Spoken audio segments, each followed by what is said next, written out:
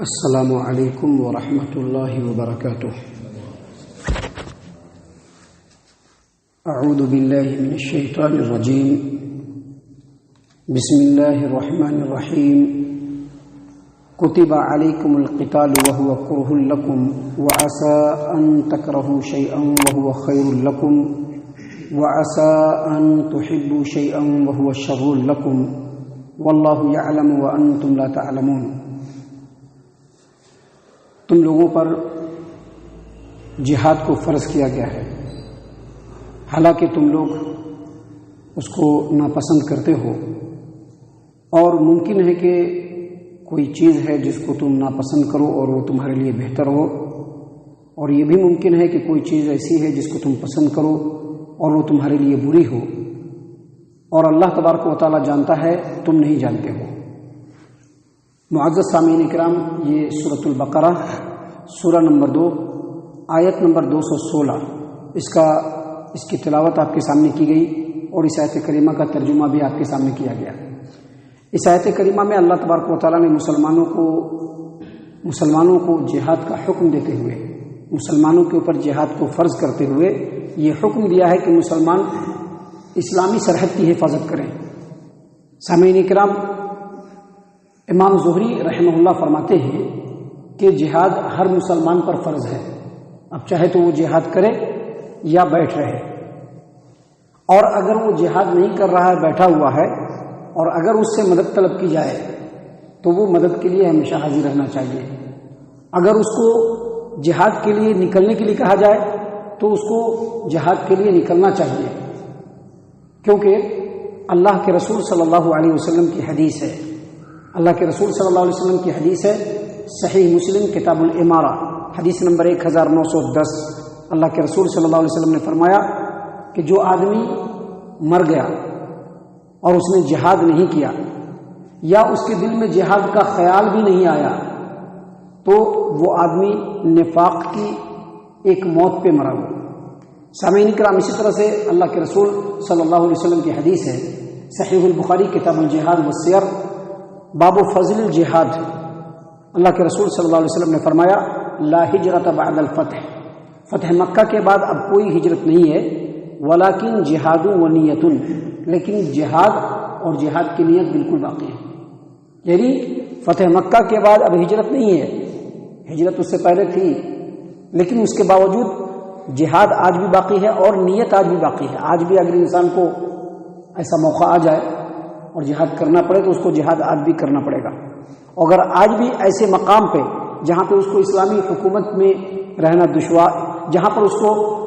اس کو رہنا دشوار ہو جائے، اسلامی قانون کے اوپر عمل کرنا اس کے لیے دشوار ہو جائے، تو وہاں پر اس کو نیت کرنا پڑے گا،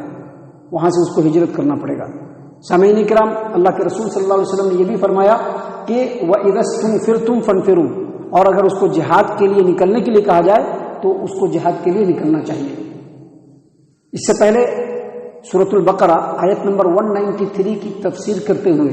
ہم نے آپ کے سامنے یہ بتلایا تھا کہ جہاد کسی بھی مسلمان پر ایسے ہی فرض نہیں ہو جاتا ہے، بلکہ اس کے لیے چند کنڈیشن ہے۔ سب سے پہلی بات یہ کہ اسلامی مملکت، اس میں جہاد، اس کے لیے 3 کنڈیشن ہے۔ پہلی کنڈیشن یہ کہ سیلف ڈیفنس کے لیے جہاد کرنا ہے، یعنی اگر اپنے جان پر بنائے یا مسلمان قوم کی جان پہ بنائے تو ایسے وقت میں مسلمان قوم کے اوپر جہاد کرنا فرض ہو جاتا ہے۔ یا پھر ایک اسلامی مملکت ہے اور اس مملکت کی سرحد کے اوپر دشمن حملہ آور ہو رہے ہیں تو اس وقت جہاد کرنا فرض ہو جاتا ہے۔ پہلا کنڈیشن یہ۔ دوسرا کنڈیشن یہ ہے کہ اگر کسی علاقے میں مسلمان ہیں اور ان مسلمانوں کے اوپر ظلم و ستم کو بالکل ڈھا دیا گیا ہے، اور وہ سارے کے سارے مسلمان جو ہیں، جس میں ہر طرح کے مسلمان ہیں، بوڑھے بھی ہیں، جوان بھی ہیں، بچے بھی ہیں، اور وہ بالکل مظلومانہ حالت میں ہیں، ان کو ستایا جا رہا ہے اور اسلام کے حکموں پر ان کو عمل کرنے سے روکا جا رہا ہے، ایسے وقت میں اگر وہ مدد کے لیے پکاریں تو ان کی پکار کا جواب دینا اور ان کی مدد کے لیے جا کر ان کے لیے جہاد کرنا، یہ مسلمانوں کے اوپر فرض ہو جاتا ہے۔ اور تیسرا یہ کہ ایک اسلامی مملکت ہے، اسلامی حکومت ہے، اس نے کسی دوسری حکومت سے ایگریمنٹ کیا، معاہدہ کیا، لیکن معاہدے کے اندر جو باتیں تھیں یا معاہدے کی جو مدت تھی اس مدت میں ان باتوں کو توڑ دیا گیا، جو عہد کیا گیا تھا، جو وعدہ کیا گیا تھا اس وعدے کو توڑ دیا گیا، یا پھر کسی سفیر کو، یعنی ملک کا جو سفیر ہوتا ہے اس کو دوسرے ملک میں بھیجا گیا اور وہاں جا کر کے اس کو قتل کر دیا گیا، تو ایسی صورت میں جہاد فرض ہو جاتا ہے۔ یہ 3 کنڈیشن ہے، اگر یہ 3 کنڈیشن رہے گی تبھی جہاد فرض ہوگا، وگرنہ عام طور پر ایسے ہی 2 4 5 آدمی اٹھے اور سماج و معاشرے کے اندر جو ہے فتنہ و فساد پھیلانا شروع کر دے جہاد کے نام پر، تو وہ جہاد نہیں ہو سکتا ہے، وہ کبھی بھی جہاد نہیں ہو سکتا ہے، وہ فتنہ و فساد ہوگا، وہ فتنہ و فساد ہوگا، وہ جہاد ہرگز نہیں ہو سکتا ہے۔ جہاد کے لیے ایک کنڈیشن ہے، اور یہ جو 3 شرائط جو بتایا گیا آپ کو جہاد کے لیے، اس میں بھی اسلام یہ حکم نہیں دیتا ہے کہ بس جائیے اور جاتے ہی لڑنا شروع کر دیجئے، نہیں، بلکہ جب آپ میدان جنگ میں پہنچے، ایک مسلمان یا مسلمانوں کی جماعت جب میدان جنگ میں پہنچے گی تو پہلے ان کو دعوت دینا ہے اسلام کی، ان کو اسلام کے بارے میں بتانا ہے، جیسا کہ اس سے پہلے حدیث آپ کے سامنے پیش کیا جا چکا ہے کہ غزوہ خیبر کے موقع سے اللہ کے رسول صلی اللہ علیہ وسلم نے علی رضی اللہ عنہ کے ہاتھ میں جھنڈا دیا اور کہا کہ ٹھیک ہے جاؤ، آرام سے اترنا، جلدی کرنے کی ضرورت نہیں، آرام سے ان کے اترنا، اور بالکل میدان میں جانے کے بعد، ان کے سامنے جانے کے بعد ان کو یہ بتلانا کہ اشہد ان لا الہ الا اللہ وحدہ لا شریک لہ واشہد ان محمدا عبدہ ورسولہ، یعنی ان کو یہ بتلانا کہ وہ گواہی دے، کس بات کی گواہی دے کہ اللہ تبارک و تعالیٰ کے علاوہ کوئی عبادت کے لائق نہیں ہے، اس کا کوئی شریک نہیں ہے، اور محمد عربی صلی اللہ علیہ وسلم اللہ کے رسول ہیں، تم اس کی دعوت دینا ان کو، اور اگر اس دعوت کو قبول کر لیں تو ان کو بتلانا کہ اسلام نے ان کے اوپر کیا فرض کیا ہے۔ اور پھر نبی صلی اللہ علیہ وسلم نے فرمایا کہ اگر تمہارے دعوت دینے سے ایک آدمی بھی راہ راست پر آ گیا، ایک آدمی بھی راہ راست پر آ گیا تو وہ تمہارے لیے سرخ اونٹوں سے بھی زیادہ بہتر ہے، یعنی دنیا کی جو قیمتی چیزیں اس سے بھی بہتر ہے۔ تو دیکھیے اسلام نے ان کنڈیشن میں بھی ڈائریکٹ جہاد کرنے کے لیے نہیں کہا ہے، بلکہ کہا ہے کہ پہلے اس کو اسلام کی دعوت دو۔ تو یہاں پر جو باتیں بتائی جا رہی ہیں دراصل اسی پس منظر میں بتائی جا رہی ہے کہ کتب علیکم القتال، تمہارے اوپر جہاد کو فرض کیا گیا ہے، حالانکہ تم جہاد کو ناپسند کرتے ہو۔ کیوں ناپسند کرتے ہیں لوگ؟ فطرت ہے، انسان ہے، کمزور ہے، اس کی زندگی ہے، اس کے بال بچے ہیں، اس کا سماج و معاشرہ ہے، اس کے مسائل ہیں، اس کے تعلقات ہیں، ان تمام چیزوں کو مد نظر رکھتے ہوئے انسان فطری طور پر جہاد کو ناپسند کرتا ہے۔ کیوں؟ کیونکہ اس میں مشقت ہوتی ہے، سفر کی مشقت ہوتی ہے، دشمنوں کے سامنے جا کر کے لڑنے کی مشقت ہوتی ہے، جان کا ڈر لگا ہوتا ہے، انسان قتل ہو جاتا ہے، زخمی ہو جاتا ہے، اسی لیے انسان اس کو ناپسند کرتا ہے۔ اللہ نے فرمایا وَهُوَ كُرْهٌ لَكُمْ، تمہارے اوپر جہاد کو فرض کیا گیا ہے لیکن تم اس کو ناپسند کرتے ہو۔ اللہ نے آگے مزید فرمایا عَسَىٰ أَن تَكْرَهُوا شَيْئًا وَهُوَ خَيْرٌ لَكُمْ،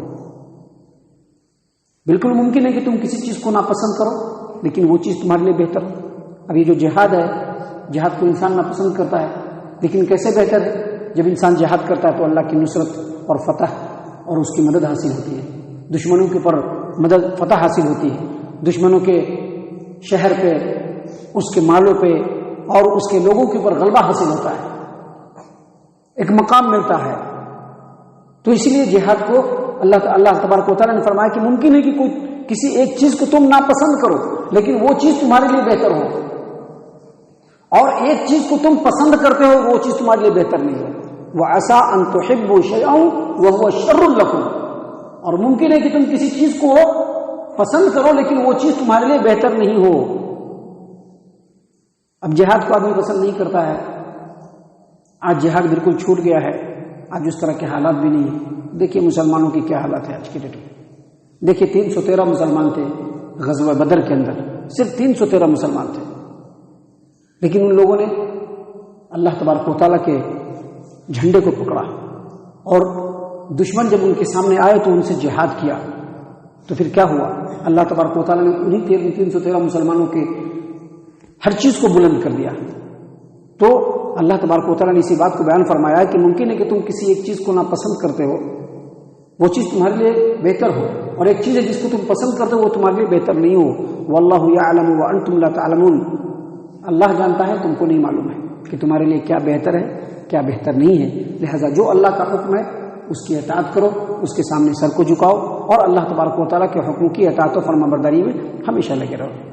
سامعین کرام، اس صورت میں بھی آگے اور بھی بہت ساری باتیں ہیں جو اللہ تبارک و تعالیٰ نے ہمارے لیے بیان فرمائی ہے۔ اللہ تبارک و تعالیٰ سے دعا ہے کہ اللہ تبارک و تعالیٰ ہم تمام کو ان تمام باتوں کے اوپر خوب غور و فکر اور تدبر کرنے کی توفیق عنایت فرمائے۔ اللہ تعالیٰ ہم تمام کو صحیح معنوں میں پکا سچا مومن مسلمان بنائے، اللہ اور اس کے رسول صلی اللہ علیہ وسلم کی اطاعت و فرما برداری کرنے والا بنائے، صحابہ کرام رضی اللہ عنہم کے طریقے پر چلنے والا بنائے، جنت الفردوس میں جگہ عطا فرمائے۔ اے اللہ ہم تمام کو جہنم سے پناہ دے، اے رب العالمین ہم تمام کو جہنم سے پناہ دے، اے مالک الملک ہم تمام کو جہنم سے پناہ دے، آمین یا رب العالمین۔ وما علینا الا البلاغ المبین۔